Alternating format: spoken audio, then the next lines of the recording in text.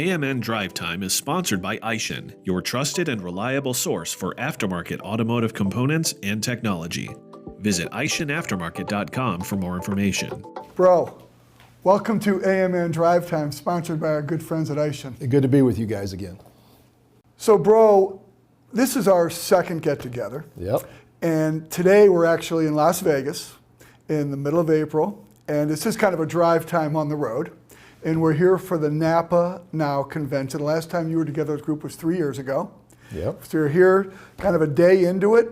Any initial thoughts on how the meeting's going so far? Well, the meeting's going fantastic. I mean, and the reason we're back here is really to celebrate our 100-year anniversary. Yep.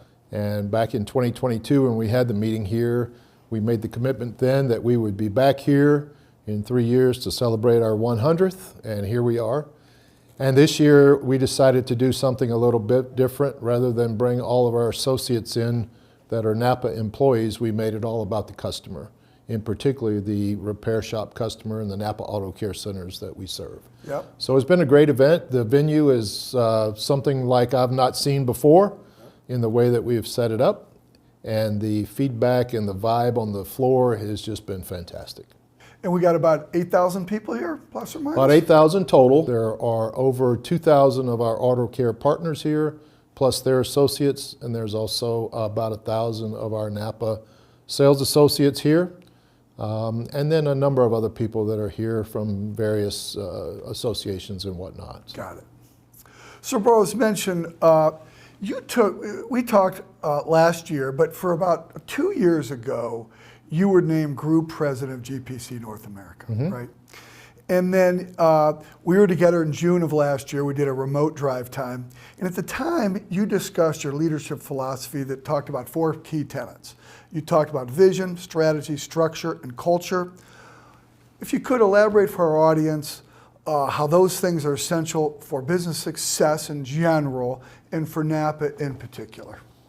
Well, in general, I think that you have to have those 4 things in place for a company to be successful. If you don't have the 4 of them in place, it's going to be very difficult to be a long-standing, successful company.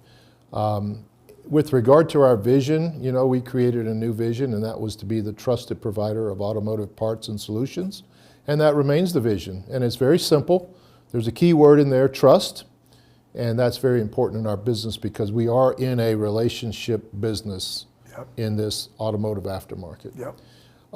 From a strategy standpoint, we did redefine our strategy that supports that vision, and we continue to implement on that strategy today. From a structure standpoint, we have been going through a process where we are making sure that our structure is correct from an operational standpoint, but also from a sales and sales support standpoint to support that, that strategy. And then lastly, you have to underpin it with a really good culture. Speaking of success, Napa celebrated its 100th anniversary. You mentioned that. It's a big deal. I think there's only less than 1,000 companies in the United States that are 100 years or older. You're one of them. Babcock's Media is one of them. We're 105. So that's pretty good, right? So talk to you, and you mentioned, talk to you about your belief in how relationships come first, success follows, and how it relates to a 100-year milestone. Well, I mean, my mentor taught me long ago and actually wrote a book about it, and it was relationships first, success follows. And he defined the relationships that matter most are the relationships you have with your employees, the relationships you have with your customers, and the relationships you have with your stakeholders.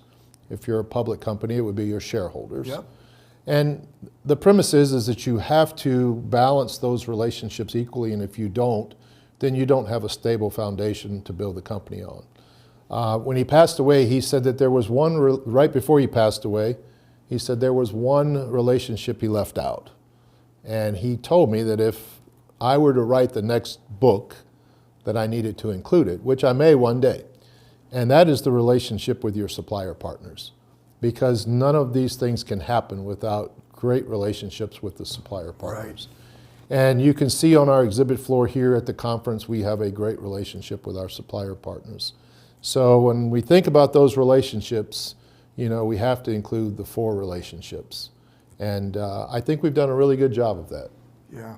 I know your supplier partners feel very good about the relationship with Napa, and you feel it here, right?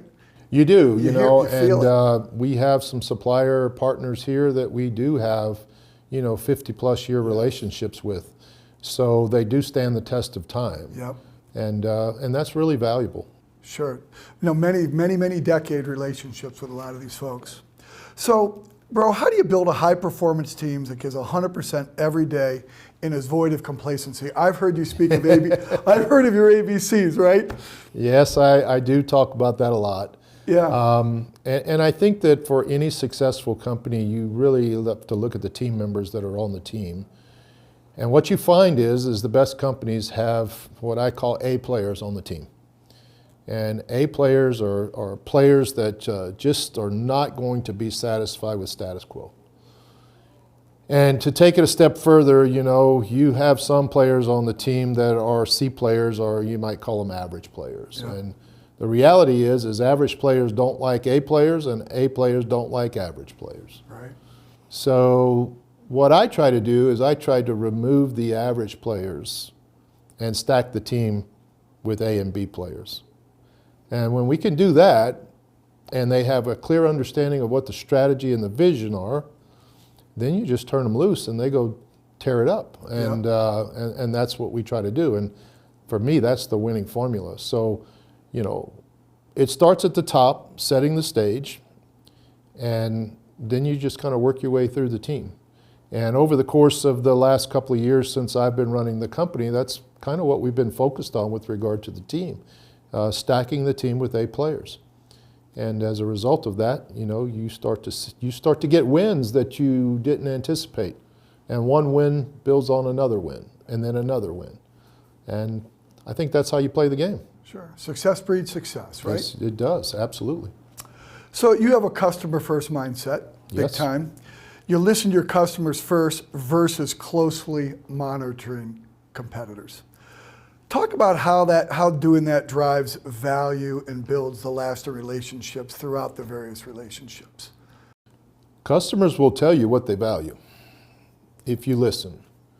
And one of the first things I did when I took over is went on about a 2-month listening tour to understand what the customers truly valued. And then we came back and we broke that down and said, okay, here are the variables that create value, what's most important to the customers that we serve. Yep. And we figured that out. And most of our attention and focus in the last couple of years has been to drive more value in what they want, what they value, if you will. That's kind of redundant, in the wording, but ultimately find out what they value most. And typically what they value most is how they make the most money, Sure. right? So figure out what that is and then give them more of that. And that's kind of what we do. Without getting into a whole lot of details, we know where our customers make money. Sure.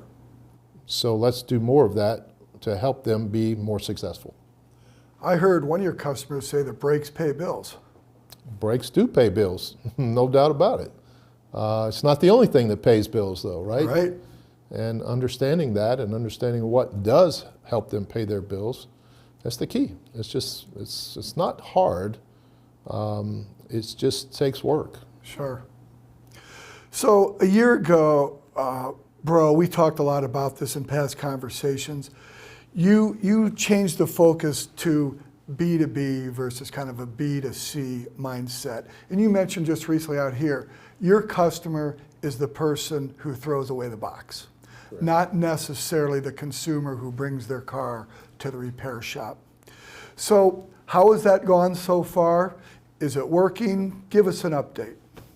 Well, it's gone well. I mean, and we really don't want to give the impression that DIY customer is not important to us, because they are. Yep. But when you look at our business, we are more of a B2B business than a B2C business. Yep. Therefore, we've spent more time in the last 2 years creating the value proposition around that B2B customer. Yep. And it's been very well received by our customers, and it's been good for the business. And we will continue to do that. both from an operational standpoint and from a sales standpoint, to make sure that we're reaching out to the right customer and making sure we are doing the right things to service that customer better than our competitors. So, bro, as you know, we have a tradition on the Drive Time interview to do something called the lightning round. Yes, I know.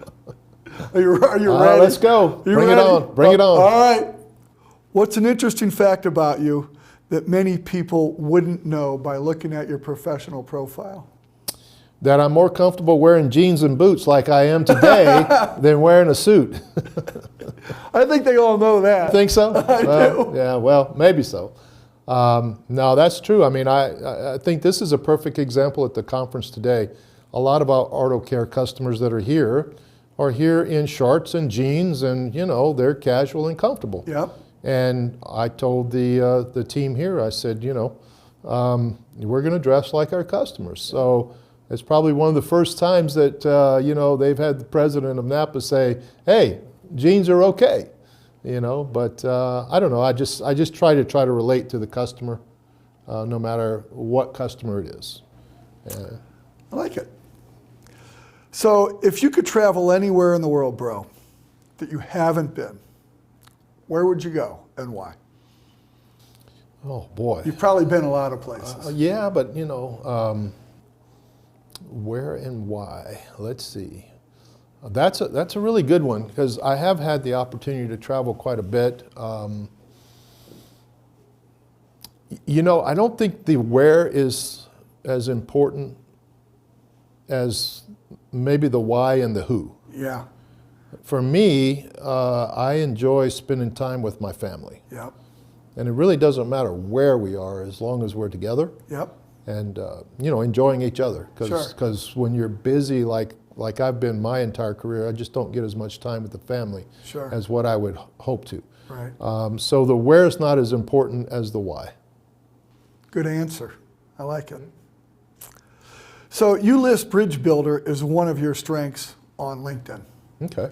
And we've talked a little bit about it kind of between the different kinds of people to support the Napa process, but maybe just talk about being a bridge builder and how it works. Well, for me, what it means is that you reach out to everybody within your sphere, if you will, and you treat everybody equally, understanding that we all get up in the morning, put our pants on the same way, want to be successful, and most people are not looking for you to give them a handout. They just might want a hand up. So I try to be that every day.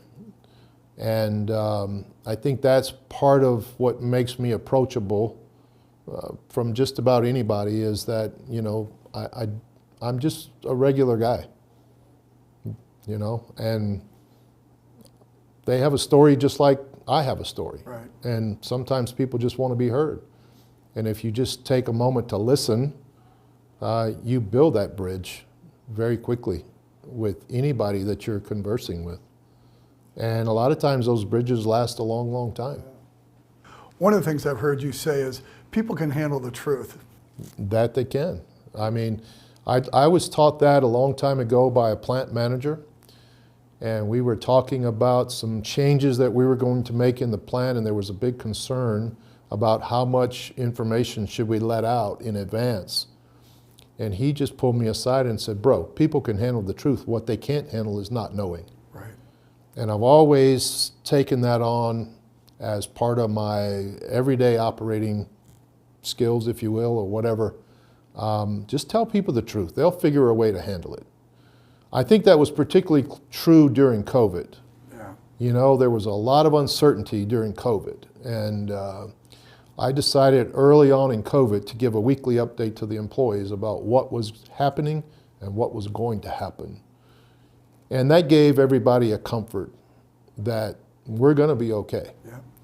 And if I didn't know what was going to happen, I told them that too, So I do believe that people can handle the truth, and there's no sense in hiding it from them, whether it's personal or professional, because the truth eventually comes out. Right, it does. So last one. Is there anything on your bucket list that you're particularly eager to pursue? Well, I'm pursuing flying right now, and I'm just about to finish my private pilot's license, so that was on the bucket list. Yeah. There are some things that I want to do down the road that probably involve my children and helping them, achieve their dreams. Spending more time with my grandkids down the road. Yep. Both my father and my wife's father passed away early. My kids did not get to know them all that well. So that's important to me down the road. So my bucket list is probably different than a lot of others. But I've been very fortunate, very, very blessed to be able to do pretty much whatever I decided was important to me. And now I just want to pay it forward, pass it along.